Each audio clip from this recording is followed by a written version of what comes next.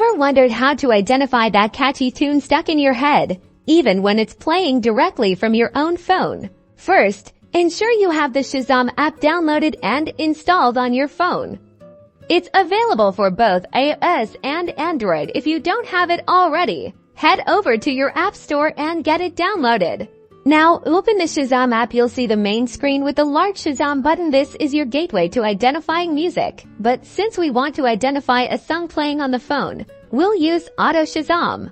Look for the Auto Shazam feature on most phones. You can activate this by long pressing the Shazam logo on the main screen, or by finding the option in the app settings menu, usually symbolized by a gear icon.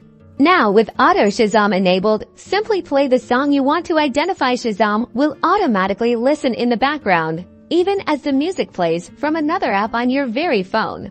Within moments, Shazam will display the identified song title, artist, and album art. You'll get a notification from the Shazam app when it identifies the song.